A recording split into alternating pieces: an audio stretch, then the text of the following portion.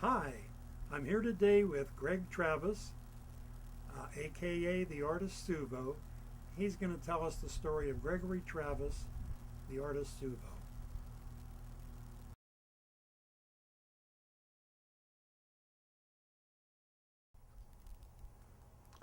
Well, as Jay said, I'm Greg Travous, aka Suvo. That's what I paint under. I'm a painter as well, a street painter, a street artist, a street vendor.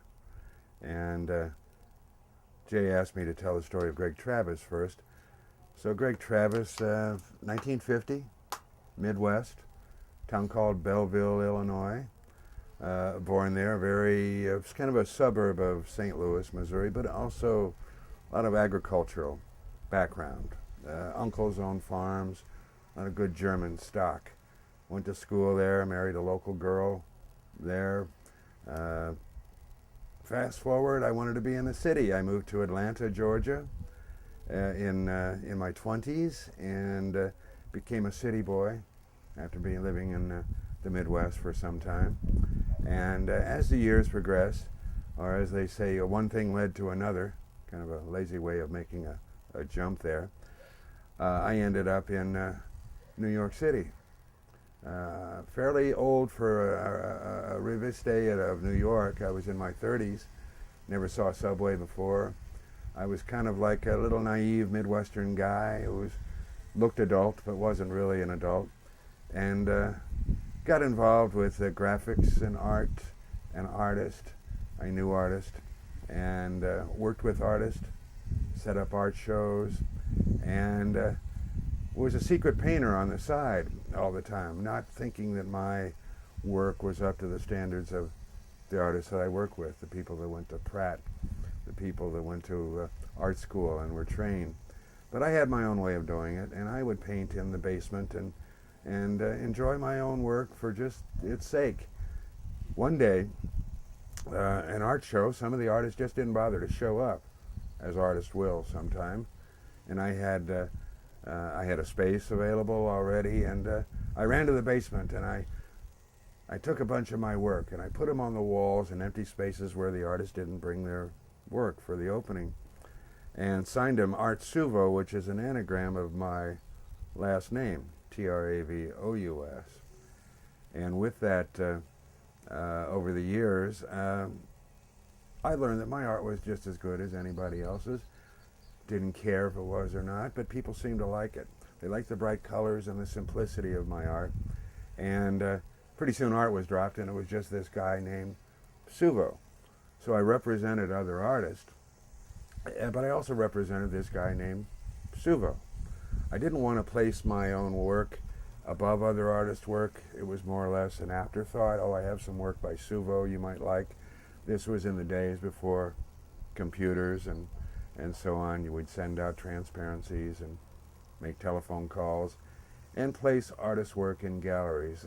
Try to get some publishing deals. In those days, it was off big Heidelberg presses, $5 million presses, and so on, and sell them wholesale. It was tough work, but I also did advertising work, made brochures, took my little portfolio around. I knew every street in Greenwich Village and East Village. I knew every telephone booth before cell phones. Most importantly, I knew where every restroom was in Manhattan, because you need that kind of information to do business in Manhattan. So I love New York City. I love the excitement of it, the adrenaline. I learned that New Yorkers are lovely people. I had the prejudices that others had of New Yorkers as being aggressive and loud. Believe me, I've learned over the years, give me a New Yorker anytime for straight honesty. So there I was in New York City, representing artists, all the while wanting to be a working artist, not somebody who just did scribbles and you put words over and just making brochures with a cut and paste and a light box on a table. I didn't work for any large agencies. I just went around and got the butcher, the baker, and the candlestick maker, and I was happy doing that. As an artist, though, I realized, though, that I was more portable than a lot of people. Not having a family, not having a mortgage, I ended up in Hawaii and Waikiki. And I won't even go into the details as to how I go from Manhattan to Hawaii with Key West, Florida along the way. And I am representing Chagall's and Magritte's and so on in the high-end galleries. But on the side, doing shows for the John Lennon prints, Jerry Garcia. It was a way to bring people into galleries that wouldn't ordinarily go into galleries. And if he were a contractor from Kansas City who didn't have interest in going to a gallery, I'd drag him in and show him an original, which we were lucky to have, Norman Rockwell. So there I was in the art business, and the art business to stay. Good times or bad times, I always felt that I would be in the art business, but I always felt that the true artist was that guy that I would see, or guys that I would see on the streets of New York selling beautiful, say, Haitian paintings. I loved Haitian paintings. I loved the color. I loved the stories that Haitian paintings told, the simplicity of it. And I always thought that is the true artist, that guy who relies on his bread and butter to eat his art. So,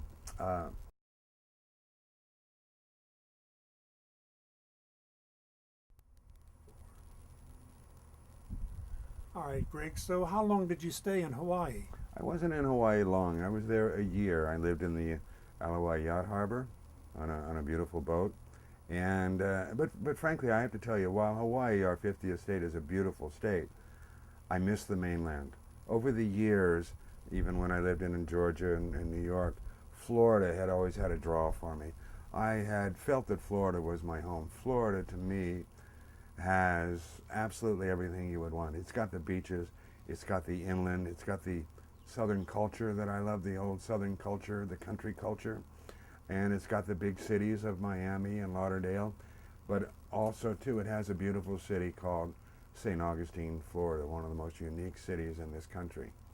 So I eventually made my way back to my hometown after 30 years to take care of my father, who was suffering from Parkinson's disease, and not realizing that my father would suffer for 4 years, it put kind of a crimp. I painted in my hometown of Belleville, Illinois. I set up some art shows, which is something that my little hometown never saw much of. So it was kind of a unique thing for my community. I set up art shows in abandoned buildings, and it got to be a unique thing. And I'm pleased to say that my beginning of setting up these things called Art in the Market eventually evolved into something called Art in the Square, which it's now one of the leading small town art shows in the country, something I could not have done on my own. But I'm pleased to say that some people credit me with the seminal effort of showing that you can take a small town and you can actually create an event where people will come. And what the event was saying these 30-something people, going to Beer Fest and drinking beer and knockwurst is all fine and good, but there are some higher-end things that when you're in your 30s you like to do. And my hook was, let's do an art show in an abandoned building. Let's all drink some wine, and if nobody looks at the art or even buys it, that's okay. It's just an adult event. It turns out that they did appreciate the art, and they did buy the art. And the artists who have never sold anything in their life before began selling art.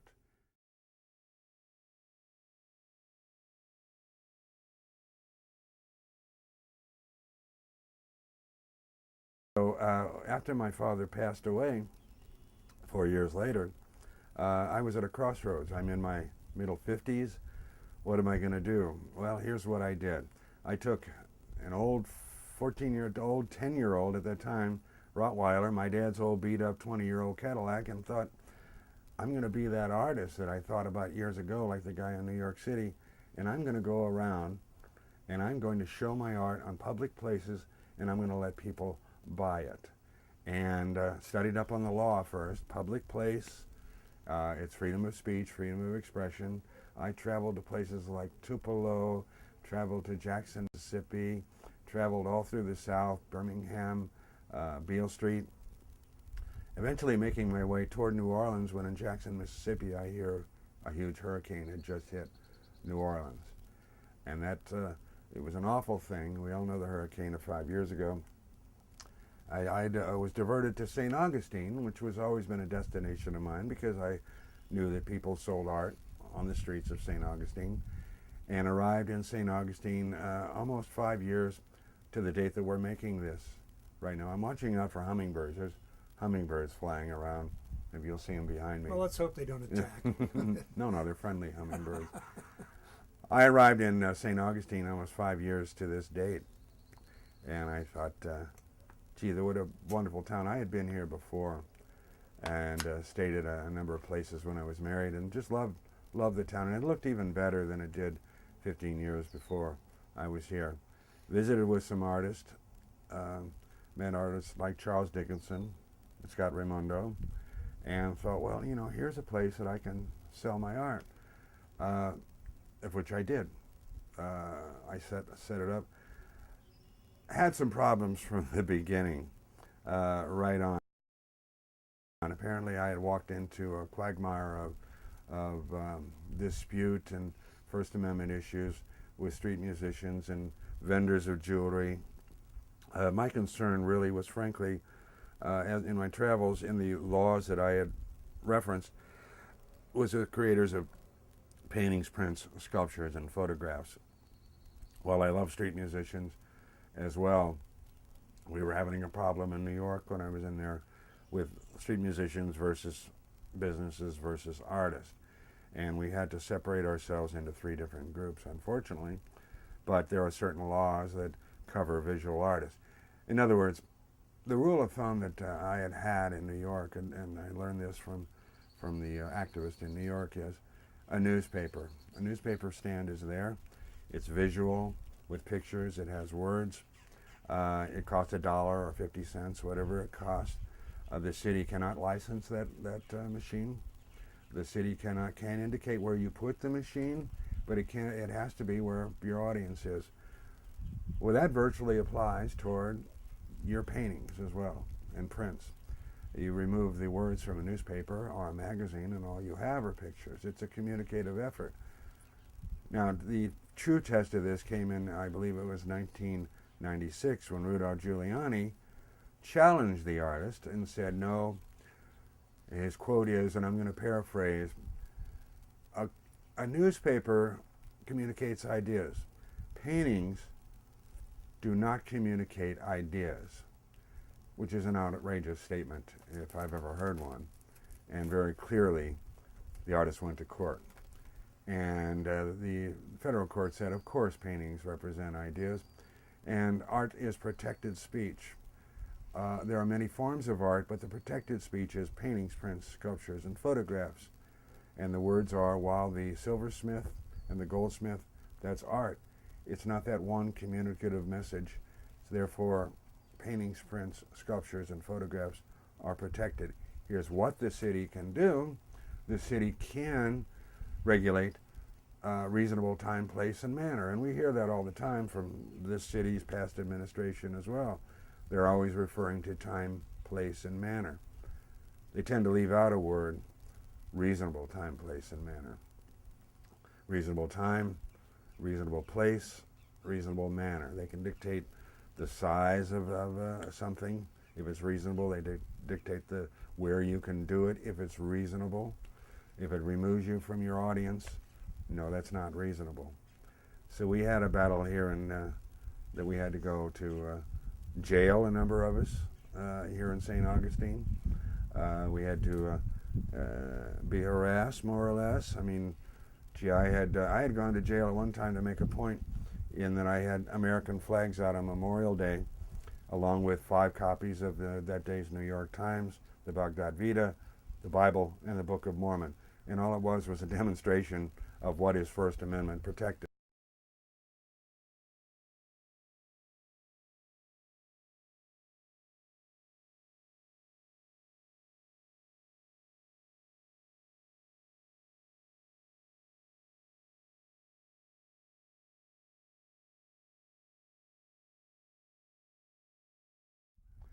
That was the last time I was arrested, and it's the only time that I didn't stay in jail overnight.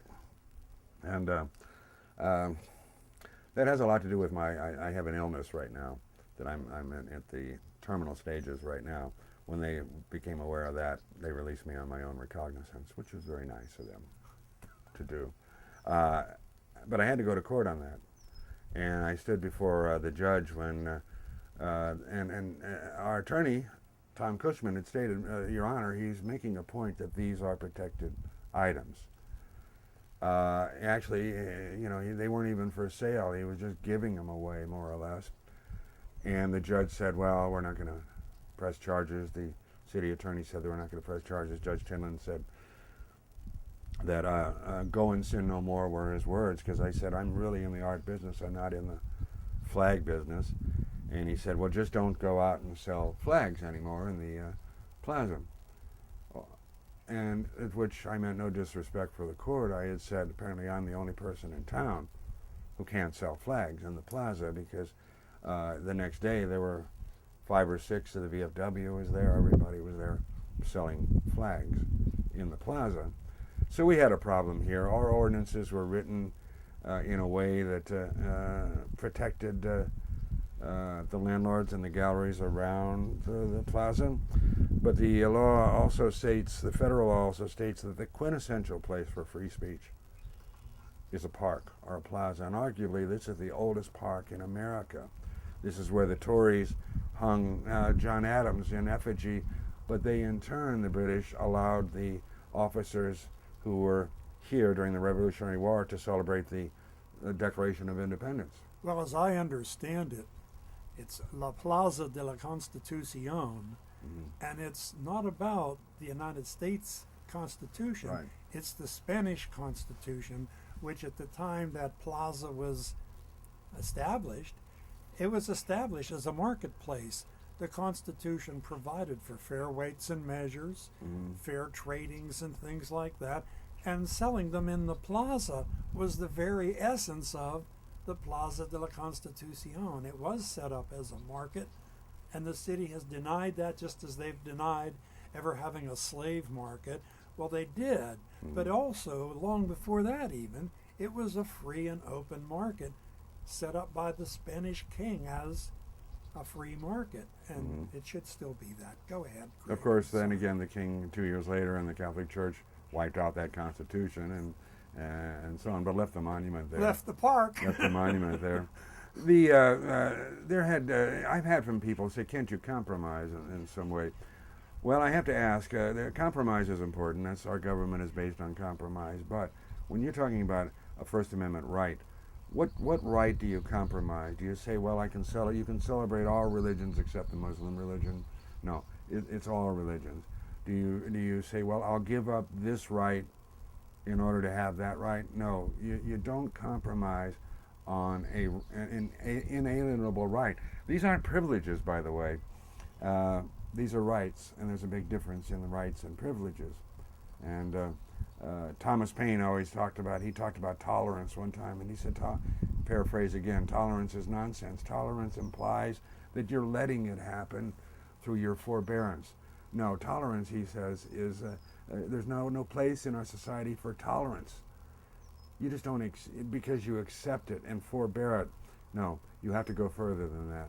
And here in our town, I do think that we're coming to an agreement soon, I would hope, to allow artists back in the city for paint-outs. There's a movement around the country in picturesque cities such as ours, where artists are invited and they'll paint what they see. Plein air painting, it draws tourists, it draws people, and they can buy that painting right off the rack, and so on. They're called paint-outs.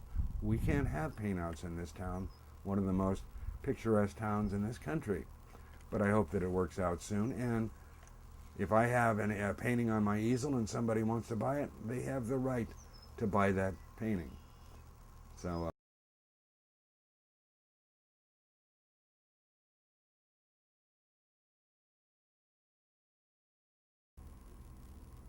So after all these years, Greg, where's the situation with the city now? Well, we have, I think, a more progressive city commission and a city manager. I have court dates coming up. I think it's in a few days. As a matter of fact, I better check for showing my art in the plaza. We'll see what happens to those court dates. I've been talking with the city, one meeting so far with the commissioner and some of the city attorneys and our attorney, Tom Cushman. We've had one meeting so far to perhaps get artists back on the streets and sidewalks in St. Augustine. This is going kind of slow. I realize that the government wheels turn slowly. I'm under hospice care right now for 4-stage cancer. And if I've got to use that as an impetus to get this thing rolling, I will use it, because I want people to come to St. Augustine in 5 years and see an artist with an easel and see an artist with a print that they may want of St. Augustine. Those things leave here from St. Augustine last much longer than any t-shirt. These people are out in the streets of St. Augustine working, painting, because they love this town. And it is a town that's worth loving. St. Augustine has had artists since Audubon coming down here. We've had one of the world's most famous African-American artists who lived here in St. Augustine. These people also painted on the streets as well. Flagler invited artists down here. And I want people to be able to see an artist on the street. I want people, a kid who wants to show his first piece of art, his first exhibit. I want it to be in the plaza or on the sidewalk, and I want him to get feedback, as we've had kids in the past before we've had troubles. I've been gone to jail 4 times on this. I've been cited at least 15 times on this, and I'd like to make it worthwhile that St. Augustine is an art-friendly community. Well, I hope you achieve that. I hope that the city will wake up and change their ways. And I wish you the best, Greg. You've really worked hard for this. Certainly wish you the best. Good luck. Well, I thank you.